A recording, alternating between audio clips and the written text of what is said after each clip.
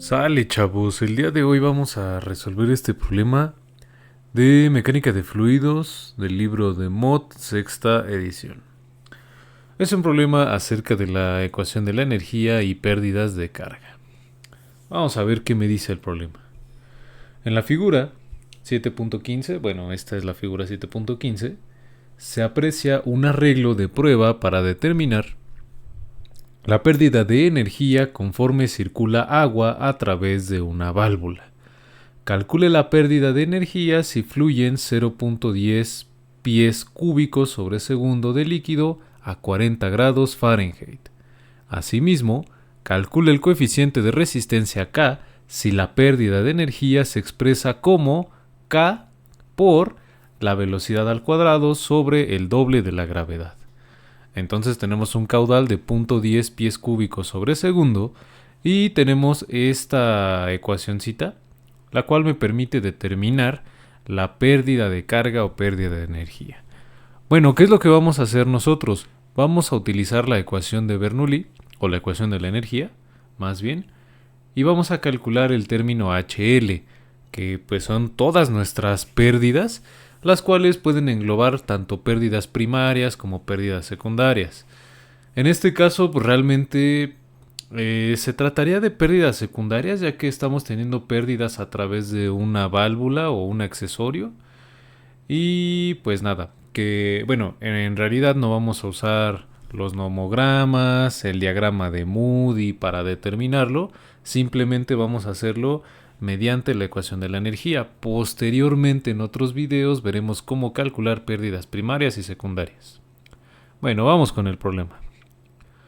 Antes que nada tenemos que extraer algunos datos de los apéndices para el agua. En este caso, esta es una tabla de datos, creo que es la tabla A, pero la que está en el sistema inglés, ya que el problema está en este sistema. Y necesitamos agua a temperatura de 40 Fahrenheit.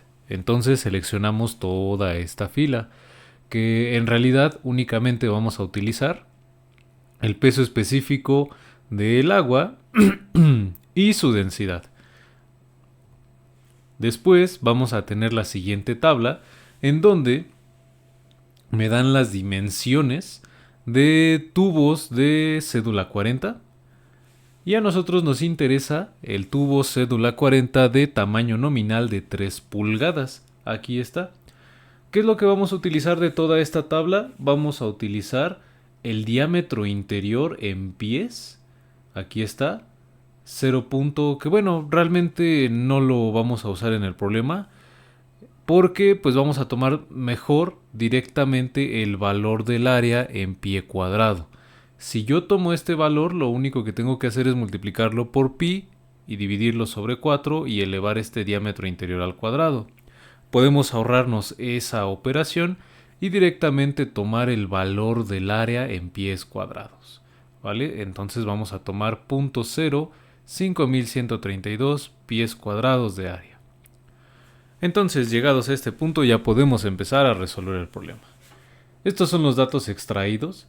Tenemos un peso específico del agua de 62.4 libras sobre pie cúbico, una densidad de 1.94 slugs sobre pie cúbico y el área de esta tubería es igual a 0.5132 pies cuadrados.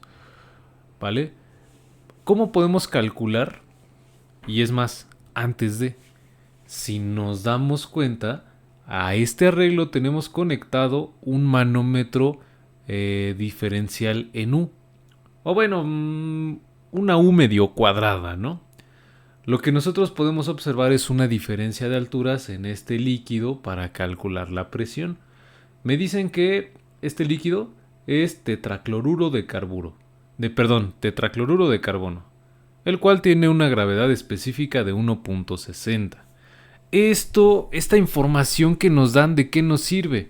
Bueno, pues nosotros lo que tenemos que hacer es utilizar este manómetro para calcular la diferencia de presiones entre el estado 1 y el estado 2. Como podemos ver aquí, la presión en el estado 1 es mucho mayor que la presión en el estado 2. Lo podemos ver por las columnas de agua. Y además, bueno, pues obviamente, o naturalmente más bien, En el momento en el que viene el agua circulando en esta tubería y atraviesa esta válvula, pues hay cambios de sección, hay cambios de área, hay cambios de forma, el fluido puede volverse turbulento. También dependería mucho de qué tan abierta, si está completamente abierta la válvula, si está a media, a 3/4, entre otras medidas más. Que se tengan pérdidas de carga mayores o menores. En este caso, bueno, el problema realmente no me dice que considere eso. Realmente no nos interesa. Pero entonces es natural pensar que una vez que el fluido atraviesa esta válvula, va a haber una caída de presión. Y eso lo podemos ver en este manómetro. ¿Cómo le hacemos para calcular esa caída de presión? Bueno, pues primero necesitamos saber cuál es el peso específico de este fluido de aquí, del tetracloruro de carbono. ¿Cómo le hacemos para eso? Tenemos su gravedad específica. La tenemos que multiplicar por la densidad del agua, que es 1.94 slug sobre pie cúbico. ¿Eso para qué? Para obtener únicamente la densidad de este fluido. Una vez que la tenemos, se multiplica por la gravedad, que es 32.2 pies sobre segundo cuadrado. Acá, la operación que tengo acá. Y bueno, nuevamente les reitero, en esta ocasión nuevamente estoy haciendo omisión de las unidades debido a cuestiones de espacio. Pero no deben de olvidar ponerlas ustedes, ¿vale? Aquí tendríamos 1.94 slug sobre pie cúbico y 32.2 pies sobre segundo cuadrado. Al hacer esa multiplicación obtenemos que el peso específico de este fluido es de 99.948 libras sobre pie cúbico. Con eso ya podemos proceder al cálculo de la caída de presión entre 1 y 2. Para eso vamos a poner dos puntos imaginarios B y C. B es justo este punto donde se tiene la división entre el agua y el tetracloruro. Y el C, pues es un punto que está a la misma altura que B. Sale nada más que de este lado de la tubería.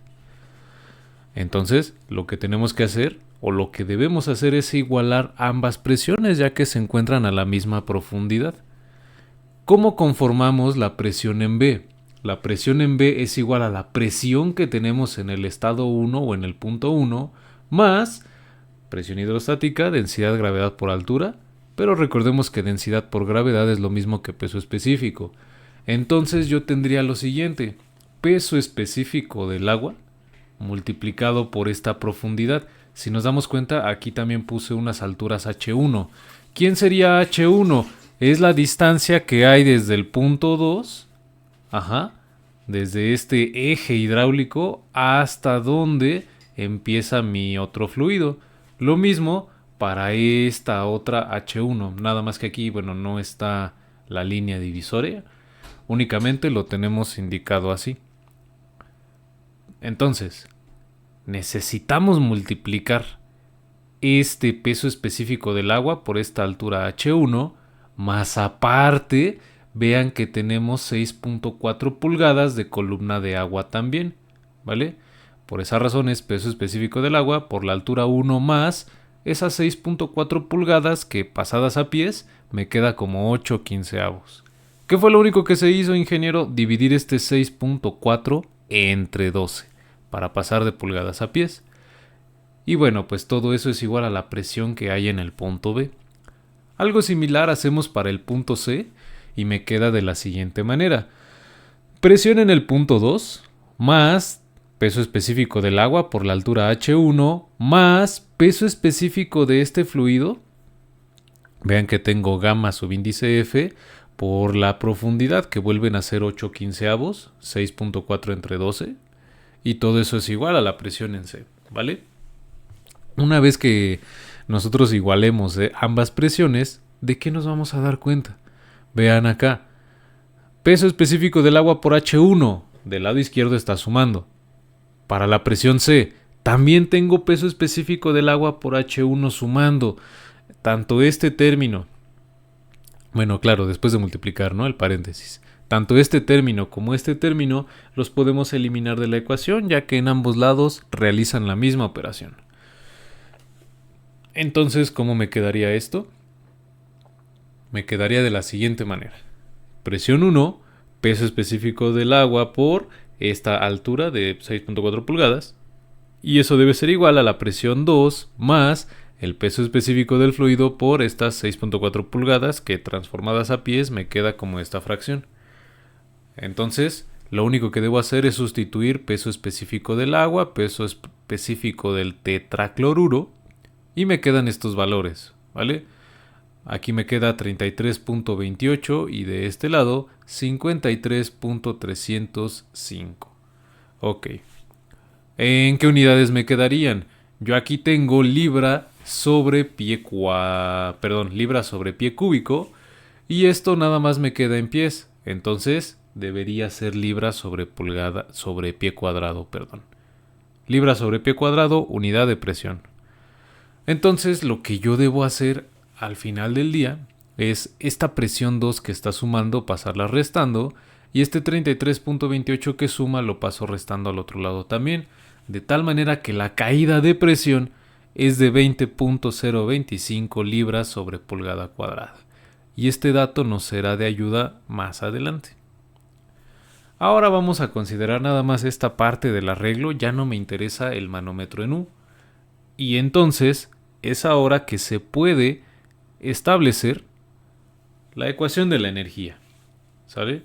Tenemos la carga de presión, carga de altura, carga de velocidad, las pérdidas de carga debidas a esta válvula, y eso debe ser igual a la carga de presión en el punto 2 más la carga de altura más la carga de velocidad.